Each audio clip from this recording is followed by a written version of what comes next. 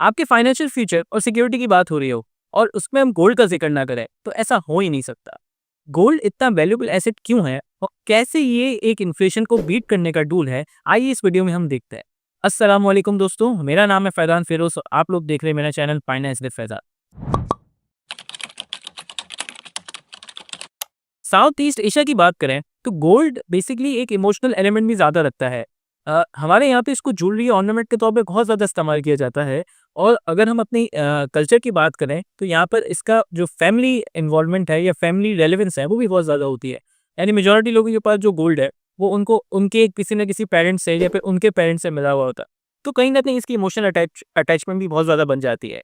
लेकिन अगर हम purely in terms of finance की बात करें और हम सोचें थोड़ी देर के लिए कि क्या इस पॉइंट के ऊपर जब गोल्ड अपने ऑल टाइम हाई पर है, क्या गोल्ड को खरीदना इस वक्त मुनासिब है?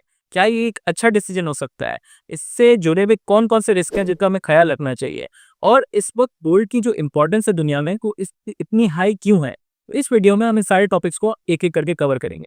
अब देखिए, किसी भी किस्म की इन्वेस्टमेंट में मैं हमेशा ये आपको एडवाइस करता हूँ कि आप अपने आप से एक सवाल पूछें कि अगर मैं इस टूल में इन्वेस्ट कर रहा हूँ, तो आखिर मेरा इसमें इन्वेस्ट करने का मकसद क्या है? तो अगर हम गोल्ड के लिहाज से ये सवाल करें तो सबसे प्राइमरी पर्पस जो होता है गोल्ड के अंदर इन्वेस्ट करने का, वो इन्वेस्टमेंट बाद में या ग्रोथ की तरफ बात होती है। वो सबसे पहले जो होती है अपनी वेल्थ को प्रिजर्व करने का मकसद। आपके पास जो वेल्थ है विद रिस्पेक्ट टू इन्फ्लेशन हमेशा डी वैल्यू होती जाएगी। लेकिन अगर आपने गोल्ड में इन्वेस्टमेंट की हुई है तो इट शोज हिस्टोरिकली स्पीकिंग, अगर हम पिछले 20 साल का भी डेटा निकाल के देखें या पिछले 30 साल का भी डेटा निकाल के देखें, कि आपकी जो इन्वेस्टमेंट है वो हमेशा प्रिजर्व रहेगी और गोल्ड हमेशा इजीली इजीली इन्फ्लेशन को बीट कर देगा। और अगर हम पिछले 5 साल या 10 साल की बात करें तो आप यहाँ पे देखेंगे वर्ल्ड पॉलिटिक्स बहुत ज़्यादा अनप्रिडिक्टेबल रही है, अनसर्टेन रही है। कभी यहाँ पर देखते हैं कि कोविड जैसी पैंडेमिक सिचुएशन अराइज हो जाती है। कभी हम देखते हैं यूक्रेन रशिया की वॉर हो जाती है जिसमें कमोडिटी प्राइसेस स्काई रॉकेट हो जाती हैं और पूरी दुनिया में एक इन्फ्लेशन का पहाड़ सा टूट पड़ता है। इसके साथ-साथ Middle East crisis, Israel Palestine crisis, इन सब क्राइसिस के बाद अगर हम देखें तो एक ऐसा एसेट जो कि अभी तक स्ट्रॉन्ग खड़ा है वो गोल्ड है। इसके साथ-साथ इन्वेस्टमेंट टूल्स जो हमने इसके अलावा भी देखे हैं, फॉर एग्जांपल म्यूचुअल फंड्स हैं, स्टॉक मार्केट्स हैं, बॉन्ड्स हैं। हम देखते हैं कि जब भी अनप्रेडिक्टेबल सिचुएशन कोई आती है तो इन्वेस्टर्स अपना पैसा इनमें से निकालना स्टार्ट करते हैं। और जब इन्वेस्टर्स अपना पैसा एक बड़ी क्वांटिटी में निकालना स्टार्ट करते हैं तो इनकी वैल्यूज में एक अच्छा खासा डिक्लाइन नजर आता है। और जब इनके अंदर एक डिक्लाइन एक्सपेक्टेड होता है, उसी पॉइंट पे हम देखेंगे कि गोल्ड के प्राइसेस में अनएक्सपेक्टेड राइज हमें मिलेगा। यूँ तो गोल्ड की प्राइसेस बहुत ज़्यादा वेरी नहीं करती थी, लेकिन क्योंकि यहाँ पर अनसर्टेनिटी पिछले 5 साल 10 साल के अंदर बहुत ज़्यादा अपने पीक पे रही है, तो हमने देखा है कि गोल्ड के अंदर की जो फ्लक्चुएशंस हैं वो भी बहुत ज़्यादा वॉलेटाइल हो गई हैं। ऐसा भी देखा गया है कि दिन में $100 के करीब जो है, अगर हम इंटरनेशनल मार्केट्स की बात करें तो गोल्ड बढ़ता है या गिरता गिरता था। और इसके टेक्निकल लेवल्स की बात करें तो एक वक्त पे ऐसा लगता था कि कोई भी टेक्निकल लेवल इसके लिए देना बहुत ज़्यादा मुश्किल हो जाएगा, क्योंकि ये हर टेक्निकल लेवल को अपसाइड की तरफ बीट करता था। इसीलिए हमारे बड़े बुजुर्ग हमेशा ये कहते थे कि गोल्ड एक सेफ हेवन है। इस सेफ हेवन का मकसद ये है कि दुनिया में किसी किस्म की भी फ्लक्चुएशंस चल रही हो और आपके इन्फ्लेशन नंबर्स कुछ भी हो, यहाँ पर गोल्ड हमेशा स्टेबल रहेगा और आपको एक प्रोटेक्शन प्रोवाइड करेगा। तो अगर हम अपने आप से दोबारा से ये सवाल पूछें कि मुझे गोल्ड में आखिर इन्वेस्ट क्यों करना है, तो मुझे इसका जवाब मिल गया। आप अपने आप से ये सवाल पूछते हैं एज एन इन्वेस्टर कि यार अगर मैं गोल्ड में इन्वेस्ट करता हूँ तो मुझे क्या फायदे मिल सकते हैं। आइए देखते हैं। तो अगर हम गोल्ड की इन्वेस्टमेंट की बात करें तो सबसे ज्यादा जो फायदा इसमें यहाँ पर हमें नजर आता है वो ये कि ये एक सेफ हेवन है, जो हमने पहले भी डिस्कस किया। देखिए, सेफ हेवन का कॉन्सेप्ट समझना बहुत बहुत जरूरी है, या इसकी इंपॉर्टेंस समझना बहुत जरूरी है। एज एन इन्वेस्टर आपने काफी टाइम के बाद अपनी एक वेल्थ बनाई होगी। मोस्ट ऑफ द टाइम अगर हम एक मिडिल क्लास फैमिली को टारगेट करें, 5 साल 7 साल 8 साल में आपने एक वैल्यूएबल एसेट क्रिएट किया होगा। और अगर आप उसे देखते हैं कि आपने मार्केट के अंदर ऐसी सिचुएशन आ गई है कि अब मार्केट थोड़ी देर के लिए वॉलेटाइल रहेगी और इसमें एक प्रेडिक्टेबल किस्म का स्लम्प या गिरावट हमें नजर आ रही है, तो आपकी वेल्थ को भी अच्छा खासा हिट हो सकता है। अच्छा, वंस अगेन ये एक टाइमली इशू होगा, क्योंकि लॉन्ग रन के अंदर हम देखेंगे तो वो दोबारा से रिकवर कर जाएगी। लेकिन जो मार्केट के फंडामेंटल्स हैं या मार्केट के सेंटिमेंट्स हैं वो यही चाहते हैं कि उन्होंने जो मेहनत से एक वेल्थ क्रिएट की है उसको ज़ाया ना होने दें। इसीलिए वो अपनी वेल्थ को इन अनप्रेडिक्टेबल टाइम में गोल्ड में कन्वर्ट कर देता है। इससे ये होता है कि एक तो ये सेफ हेवन बन जाता है। सेफ हेवन का कॉन्सेप्ट वंस अगेन यही है कि अब इसकी वैल्यू में इतनी वॉलेटिलिटी नहीं आएगी और उसके साथ-साथ ये फ्लक्चुएशंस को भी बर्दाश्त कर लेगा। और कहीं न कहीं अगर ये जो अनप्रेडिक्टेबल सिचुएशन है 2 साल 3 साल तक चलती है, तो ये ज़ाहिर है इन्फ्लेशन को भी आसानी से बीट कर देगा। इसके साथ-साथ एक और इम्पोर्टेंट पॉइंट है कि ये एक लिक्विडेबल एसेट है। लिक्विडेबल एसेट का मतलब ये है कि अगर आपके पास फिजिकल एस्पेक्ट में गोल्ड मौजूद है, तो आप मार्केट में जाके इसको किसी भी सोनार को या ज्वेलरी शॉप को सेल कर सकते हैं। इसके साथ-साथ आप day to person to person transaction भी कर सकते हैं। और अगर ये डिजिटल एसेट है, तो कोई ना कोई प्लेटफ़ॉर्म के ऊपर आप इसकी ट्रेडिंग कर सकते हैं। इसके साथ-साथ अगर हम बात करें over the period of time 30 years, 40 years का जो डेटा एटलीस्ट मैंने देखा है, उसमें ये चीज़ भी नज़र आती है कि गोल्ड हमेशा ग्रोथ की तरफ जाता है। यानी आप इसके लॉन्ग ग्राफ्स को देखेंगे, तो आप कभी भी नहीं देखेंगे कि लॉन्ग ग्राफ में कोई बहुत बड़ा किस्म का सिग्निफिकेंट डिप आया है। अगर हम इसके ग्राफ को एनालाइज़ करेंगे, तो इसका ग्राफ हमेशा से एक एक्सपोनेंशियल ग्रोथ की तरफ ही रहा है। माइनर अप्स एंड डाउन्स तो आते रहते हैं, लेकिन जिन्होंने गोल्ड में इन्वेस्ट किया होगा, उन्होंने लॉन्ग टर्म के अंदर कभी भी किसी किस्म का मैसिव गिरावट नहीं देखी होगी और उन्होंने लॉन्ग पीरियड ऑफ टाइम के अंदर हमेशा इसको बढ़ता हुआ ही देखा होगा। और ये जो ग्रोथ है, इसके लिए मैं एक और वीडियो भी बनाऊँगा जिसमें गोल्ड को म्यूचुअल फंड से भी कंपेयर करते हैं और देखते हैं कि लास्ट 10 सालों में कि किस प्लेटफ़ॉर्म ने या किस इंस्ट्रूमेंट ने ज़्यादा बेहतर परफ़ॉर्म किया है। और अगर हम ओवरऑल भी जज करें, तो गोल्ड एक ऐसा प्लेटफ़ॉर्म है या ऐसा इन्वेस्टमेंट टूल है जिसमें ग्रोथ डेफिनेटली यकीनी होती है। तो एज़ एन इन्वेस्टर आपने अब गोल्ड में अपना इन्वेस्टमेंट करने का मकसद डिफाइन कर लिया है और आपने देख लिया कि आपको क्या-क्या फ़ायदे गोल्ड में इन्वेस्ट करने से हो सकते हैं। तो आइए देखते हैं अब कुछ जो चंद नुकसानात हैं या डिसएडवांटेज है गोल्ड में इन्वेस्ट करने के लिए, उनको भी हमें अपने सामने रखना चाहिए before we make an investment towards the gold. अब इसका जो सबसे बड़ा डिसएडवांटेज है, आज के दौर में वो ज़्यादा वैलिड भी हो जाता है कि गोल्ड की प्राइस आज के दिन में बहुत ज़्यादा वॉलेटाइल है। अच्छा, हिस्टोरिकली स्पीकिंग इतनी ज़्यादा वॉलेटाइल नहीं थी, लेकिन वंस अगेन 5-10 साल के अंदर जो इतनी अनसर्टेनिटीज़ हमें नज़र आई हैं, उसकी वजह से गोल्ड अब जो है एक ही दिन में 1 डेढ़ % या 2% बढ़ता भी है और 2-3% गिरता भी है और कभी-कभी तो ये 4 या 5% तक भी इसकी अप एंड डाउन रेंज होती रहती है। ये गोल्ड के लिहाज से काफ़ी ज़्यादा वॉलेटाइल नंबर है। ये स्टॉक मार्केट या म्यूचुअल फंड्स के अंदर तो एक प्रेडिक्टेबल नंबर होता है, लेकिन गोल्ड के लिए फिर से वॉलेटाइल नंबर है। तो अगर आपने आज के दिन एक गोल्ड में इन्वेस्टमेंट करने का सोचा है, तो आपको ये बात समझनी पड़ेगी कि गोल्ड अभी फिलहाल एक वॉलेटाइल फेज़ में है और ये अप्स एंड डाउन इसमें आती रहेंगे। इसके साथ-साथ हमारे यहाँ पे इन्वेस्टमेंट का एटलीस्ट साउथ एशिया में या एटलीस्ट हम पाकिस्तान की हद तक बात करें, तो एक पर्पस ये होता है कि इससे हम मंथली एक्सपेंस कुछ निकाल सकें या रेगुलर इनकम कुछ जनरेट कर सकें। तो देखिए, गोल्ड एक ऐसी इन्वेस्टमेंट है जिसमें हालिया वक़्तों में भी आप रेगुलर इनकम एक्सपेक्ट नहीं कर सकते।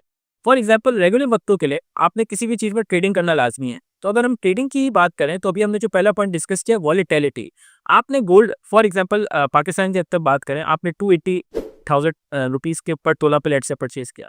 अगले दिन वो 2 या 3,000 रुपए बढ़ गया, आप खुश हैं। आपने कहा कि चलो 2 या 3 रुपए और बढ़ता है तो मैं उसको सेल करके अपने कुछ एक्सपेंसेस निकाल लूँगा। नेक्स्ट डे वो 283 या 284 का जो रेट था वो गिर के 275, 276 पे आ गया। फिर वॉलेटिलिटी ही इसको तैसी है। तो अब आप कैसे इसमें से अपने एक्सपेंसेस को मैनेज करेंगे? और यहाँ पर एक और सिनेरियो भी है कि आप जब गोल्ड खरीदते हैं, तो कुछ दुकानदार जो है अपने मेकिंग चार्जेस और इस तरीके के चार्जेस या सर्विस चार्जेस लगाता है और जब आप उसको कुछ सेल करने जाते हैं, तो उसमें ये चार्जेस दोबारा से भी रिपीट हो रहे होते हैं। If not all but some charges तो रिपीट होते ही हैं डेफिनेटली।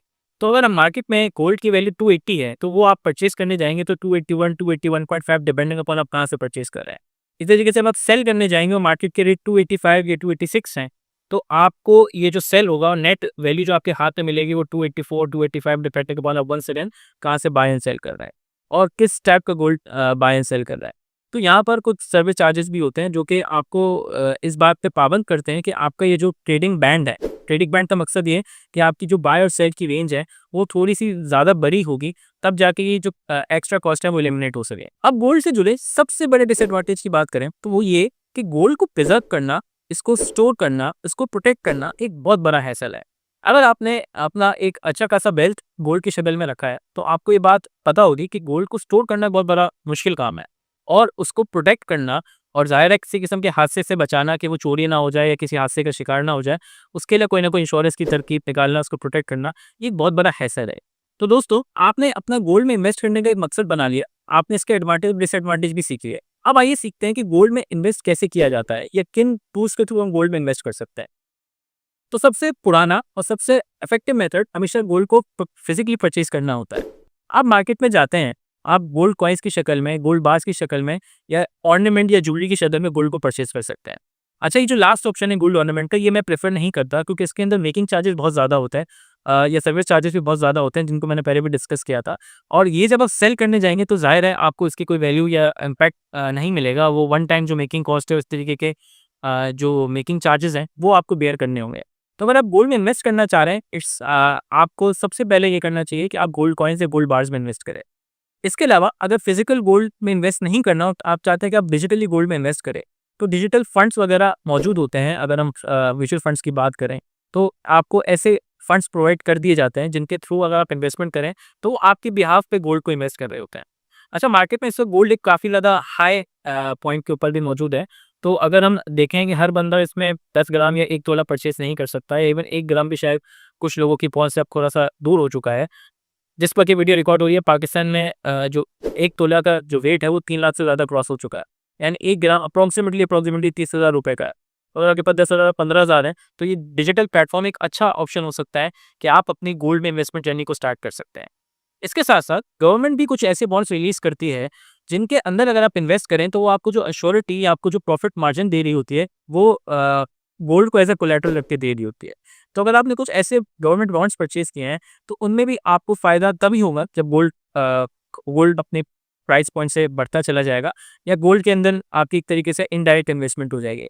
इसके साथ-साथ एक बहुत अच्छा तरीका गोल्ड में इन्वेस्ट करने का ये है कि आप देखिए मार्केट के अंदर गोल्ड माइनिंग कंपनीज़ कौन-सी हैं, या ऐसी कंपनीज़ कौन-सी हैं जो वो बेसिकली तब फ़ायदे में होंगी जब गोल्ड ऊपर जाएगा।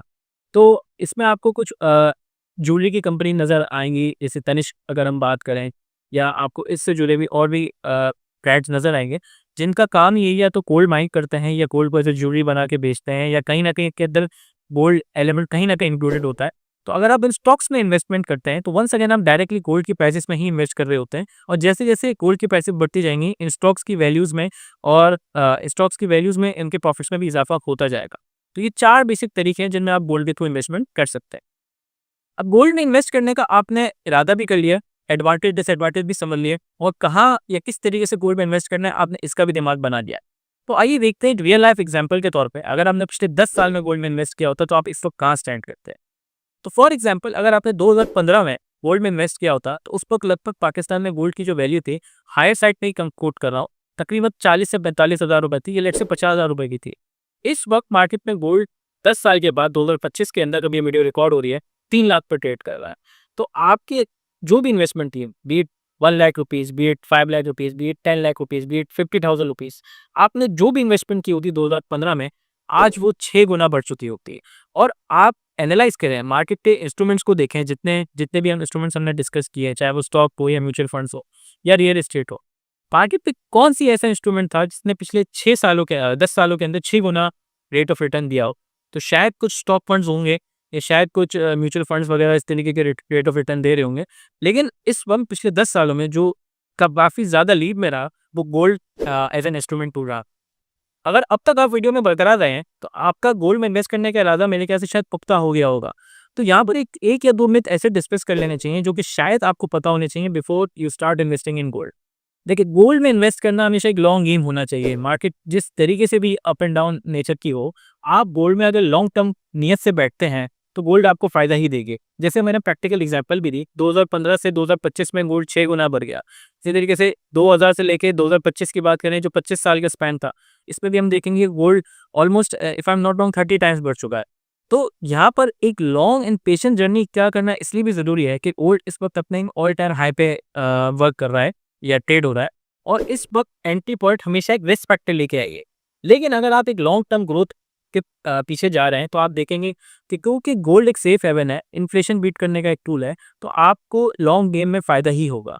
इसके साथ-साथ एक और बात ये है कि आप जब गोल्ड में इन्वेस्ट करते हैं, तो उसका प्रॉफ़िट जो है, या इसका जो सिनेरियो है, वो हमेशा इंस्टेंटली नहीं आता। अच्छा, इसकी प्रैक्टिकल एग्जांपल ये है कि 2023 सितंबर या अक्टूबर का दौर था। मैंने गोल्ड परचेज़ किया 1 तोला, and that was around $220,000 220,000 rupees. अच्छा, उसको गोल्ड करने का जो परचेज़ करने का जो रीज़न था, दैट वाज़ प्योरली फाइनेंशियल, क्योंकि गोल्ड एक अपने ऑल उस वक़्त के ऑल टाइम हाई से, जो अप्रॉक्सिमेटली 250 के या 240 के था, उससे नीचे आया था, और मार्केट में उसको हासिल करना वो थोड़ा-सा मुश्किल था, जो कि थोड़ा-सा ईज़ी बन गया था जब मैं सितंबर 2023 की बात करता हूँ, या अक्टूबर 2023 की बात करता हूँ। अच्छा, जब मैंने उसको परचेज़ किया, उसको 4 या 5 महीने हमने रखा, बट उसके अंदर वो फ्लक्चुएशन डाई डाउन हो चुकी थी, कंप्लीटली डाई डाउन हो चुकी थी, और वहाँ पर हमें ग्रोथ इस हिसाब से नहीं नज़र आ रही थी। और फॉर सम रीज़न मुझे वो अमाउंट वापसी चाहिए थी, और इसकी लिक्विडिटी का फ़ायदा हासिल करने के लिए मैंने मार्केट में आई थिंक अराउंड फरवरी इसको सेल कर दिया। जब मैंने सेल किया तो I think it was in a bit of profit या कुछ ऑलमोस्ट ब्रेक इवन पे था और हमने इसको सेल कर दिया था। और उसके बाद आज आप देख रहे हैं fast forward to 1 year later, तो हम देखते हैं कि ये वंस अगेन अपने उस पोज़ीशन से 30% बढ़ चुका था।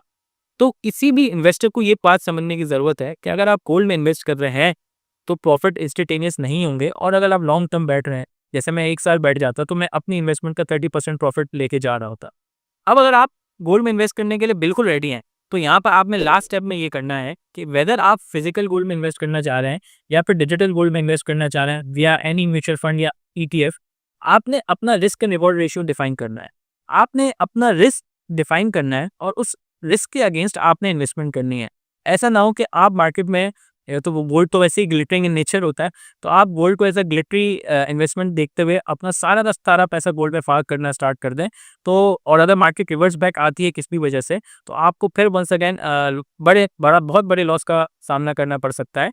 तो हमेशा किसी भी इन्वेस्टमेंट के लिए अपना risk and reward ratio define करें और अपने दिमाग में इसका जो बेसिक बुनियादी असूल है वो डिफाइन करें कि यार हिस्टोरिकली स्पीकिंग गोल्ड तो हमेशा एक long term safe haven asset है और इन्फ्लेशन को बीट करने का एक बेहतरीन टूल है। इसी नीयत के साथ गोल्ड में इन्वेस्ट करते हैं। जब आप इस नीयत के साथ गोल्ड में इन्वेस्ट कर रहे होंगे तो आपको मार्केट की फ्लक्चुएशन का कोई भी किस्म की परवाह करने की ज़रूरत नहीं है। आप मार्केट का जिस तरीके से मार्केट को परफॉर्म करना है, मार्केट को परफॉर्म करने दें।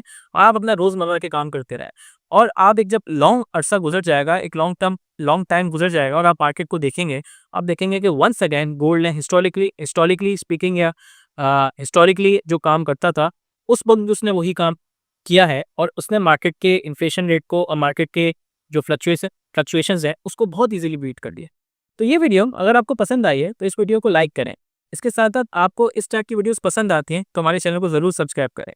इसके साथ-साथ आपके फाइनेंशियल हेल्थ से जुड़े हुए और पर्सनल फाइनेंस से रिलेटेड कोई भी टॉपिक जिसको अब तक हमने कवर नहीं किया और आप चाहते हैं कि हम उसको कवर करें, आप हमें कमेंट सेक्शन में बताएँ, हम उस पे ज़रूर वीडियो बनाएँगे। जज़ाकल्लाह।